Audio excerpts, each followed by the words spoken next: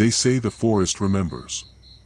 It remembers the hunger that clawed its way through the trees, the cold breath of death that lingers in the frozen air, and the terrible thing that stalks the lost and the desperate, an ancient curse born of starvation and madness, a beast born of man but broken beyond recognition. I never believed the stories, never thought the old warnings mattered, until I found myself trapped in the endless white silence, hunted by a shadow that whispered my name in the cracking ice and the groan of frostbitten branches. This is my story, how the forest claimed me, how the hunger consumed my flesh and my soul, and how, beneath the cold moon, I faced a horror that could devour not just my body but the very last fragments of my sanity. If you hear the howl carried on the winter wind, know this: some beasts never die. Some hunger never fades. And if you value your life, never, ever enter the frozen dark. The snow crunched beneath my boots, a brittle, hollow sound that echoed through the forest like a warning. Every breath I drew was a cloud of white, sharp and burning in my lungs, and the endless trees stretched up like skeletal fingers clawing at the gray sky, their twisted shapes blotting out the weak light in a suffocating shroud of shadow. I had come here chasing a fading hope, searching for a man lost to the winter's cruel grasp, but the forest was not a place of mercy. It was an ancient tomb, a frozen cathedral where the dead whispered and the living vanished without a trace. As I pushed deeper into the silence, the wind shifted, cold and cruel, and I caught the faintest hint of something wrong, a scent like death and rot that lingered beneath the crisp bite of pine and ice, a warning buried in the stillness that set my nerves alight with dread. The hunger that gnawed at my stomach was nothing compared to the gnawing unease twisting in my gut, and I felt eyes watching me, unseen and patient, waiting for me to falter. The forest was alive, but not with life. It was alive with something older, something hungry, and I was beginning to understand that I was not the hunter here, but the hunted.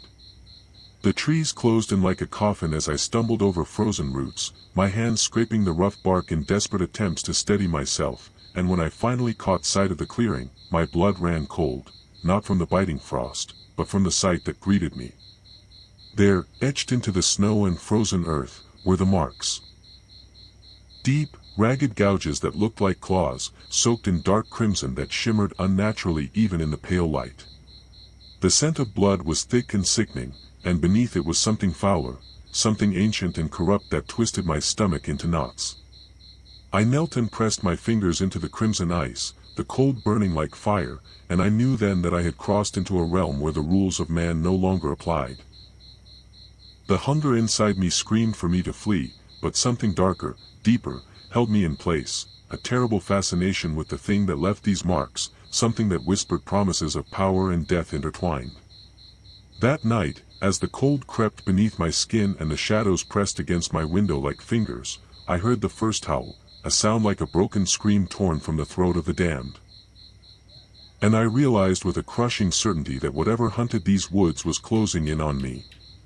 Sleep became a distant memory, replaced by nightmares drenched in frost and blood, where eyes gleamed from the darkness with an unnatural hunger, and a monstrous figure moved with impossible speed and silence, leaving trails of broken branches and frozen corpses in its wake. The forest whispered its terrible secrets in every gust of wind, every creak of ice, and I found myself counting the moments between heartbeats, knowing that the creature was always just beyond the veil of sight, waiting, watching, calculating.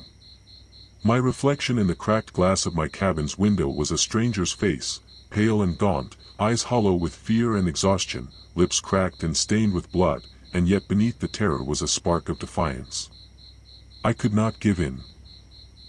I would not give in. But the hunger that clawed at my insides was not my own, it was something older, more primal, and every time I ventured outside, I felt its breath on my neck, its claws grazing my skin like ice. One morning, I found something left by the creature, an offering, or perhaps a warning, a human finger, stripped of flesh and frozen solid, its bone jagged and broken, placed carefully atop a bed of snow like a macabre invitation. The forest had made its choice, and I was the prey.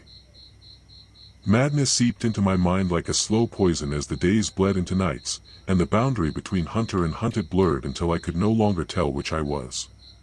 The hunger inside me gnawed at my resolve, whispering lies that promised salvation in blood, in surrender, in the embrace of the dark. My hands trembled as I gripped the worn wooden cross around my neck, a futile talisman against a terror that was neither holy nor earthly but something damned and eternal.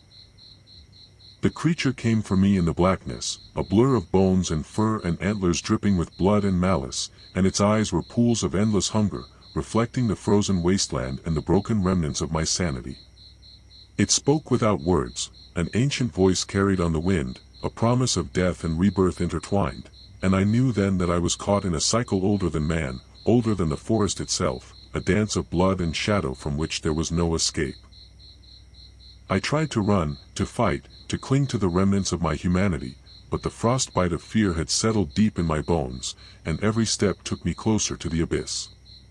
The forest was closing in, and the hunger was winning.